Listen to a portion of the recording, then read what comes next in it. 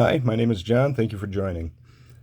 I'd like to go through exactly what the mark of the beast is, how simple it is to see if you're just shown the right things, and it's all in your Bible.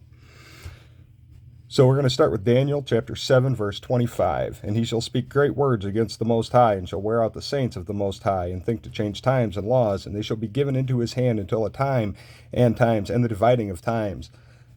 Now, in Daniel chapter 7, verse 25, the word times here is Strong's 2166. It means appointed seasons.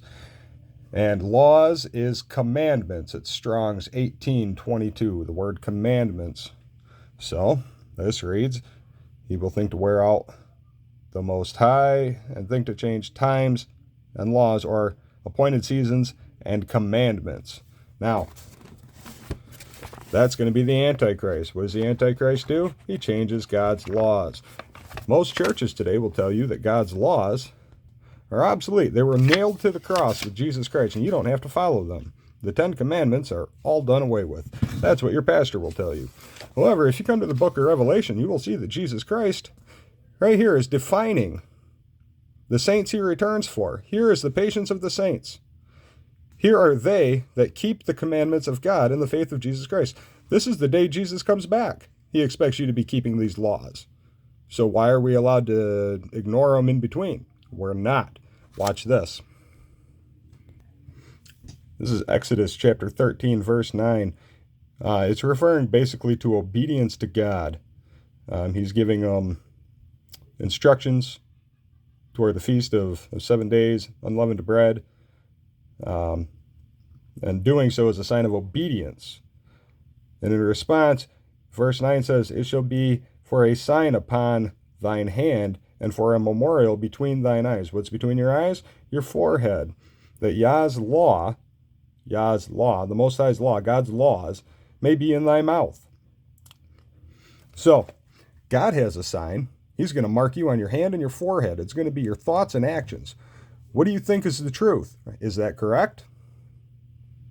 What are you doing? Even though you know the truth, are you following through and doing it? You may go, oh yeah, well, we're supposed to keep the commandments. Man, I'm doing my best. Well, are you doing your best? Are you sure you're doing your best? Because what day of the week are you going to church? Revelation chapter 13, verse 16, and he causeth all, both small and great, rich and poor, free and bond, to receive a mark in their right hand or in their foreheads. This is the Antichrist. This is Satan copying God. Well, if God's mark is a mark of obedience, then Satan's mark would be a mark of obedience. Don't forget, Daniel chapter 7, verse 25, what did the Antichrist do? Well, he changed God's laws. So really what it boils down to is, whose laws are you obedient to? God's laws, the way they were written down in the book of Exodus? Or the Antichrist laws? Who changed the laws? The Antichrist changed the laws. Who changed these laws? The church changed the laws. What laws did they change? The only law that also happens to be a time, and we were looking out for someone who was going to change times and laws. So if you're going to church on Sunday and doing whatever the heck you want on Saturday, I think you might have been deceived. Last stop, we're going to stop at Mark chapter 7, verses 7 through 8. Right here. Howbeit in vain do they worship me, teaching for doctrines the commandments of men. For laying aside the commandment of God, ye hold the tradition of men, as washing the pots and cups, and many other such things like ye do. Oh, let's read verse 9 also. And he said unto them, full well, ye reject the commandment of God, that ye may keep your own tradition. Well, if we're supposed to be keeping the commandment of God the way God commanded us to, the way it's written down, then Saturday is your Sabbath day. You shall do no work therein. Sunday is the first day of the week. You can do whatever you want with that day. But going to church on Sunday does not make you Sabbath observant. So, I say these things with love.